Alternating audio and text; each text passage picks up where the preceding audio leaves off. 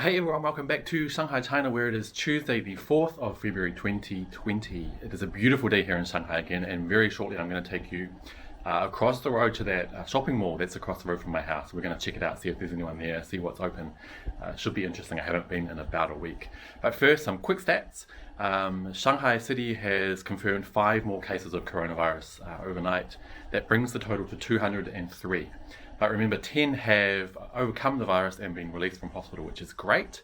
And throughout China, 635 people at last count have cured themselves of the virus, fought it off, and been released from hospitals all across China. So that is awesome news. But on that, I do want to clear up a few misconceptions because 635 people have been released. And what you may have seen in the media from China are some media events where doctors are outside hospitals with patients who are being released, giving them bouquets of flowers. There's lots of media there taking photos. And a lot of people online from the West are saying it looks fake, it looks like propaganda. I want to tell you that these situations are 100% factual. You just need to try and look at the situation from a new perspective. So in China, perception is very, very important. There is 1.4 billion people living here, and if even 10% of those people became panicked, you'd have a real situation on your hands. So one of the major roles of Chinese media is to keep people informed and keep people from panicking. So these events really do give people a lot of a sense of relief.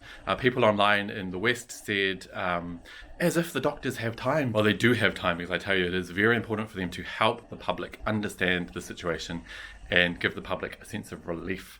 Another stream of thought that I've seen on Western social media that people in the West are using to kind of prove that these events are fake is that we don't really hear from the people who are released afterwards. And that's another thing you need to look at with a different set of eyes, because in China, the media doesn't really focus on victims of attacks, victims of accidents, and things like that. It's almost like the West is obsessed with these kind of stories. It's kind of like disaster porn, if you will. In fact, there's a funny story. Recently in New Zealand, my home country, there was a suspected case of coronavirus.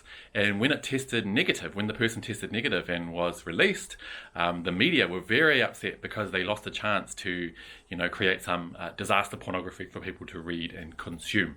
So yeah, in China, you're not going to see stories of family and friends and victims telling how they contracted the virus, what it was like, what happened.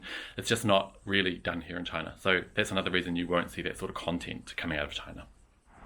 Okay, this is the mall Dayuecheng, the shopping mall that is directly opposite my apartment.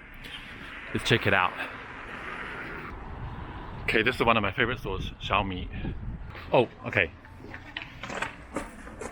So basically what this sign is saying is that during the time of the epidemic, these doors here are closed. You'll see there's still workers inside. They want you to enter through the mall. So let's do that. Oh, I got to get my temperature taken first. That's why they've closed the door. Hey, 你好。Hello， 发烧了吗？没有，非常健康。谢谢啊。Okay, this is Xiaomi. Really cool store. Hey, 你好。They have heaps of electronic stuff from. 这个公司就是深圳的是吧？没有，小米怎么深圳？小米是老板是武汉人，公司在北京。哦，北京啊，那我不对。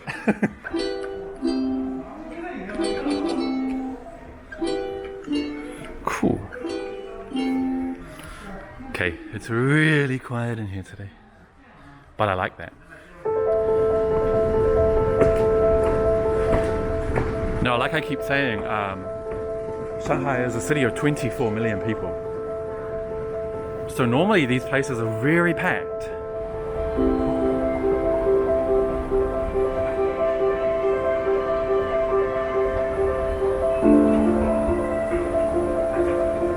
Oh, who's that?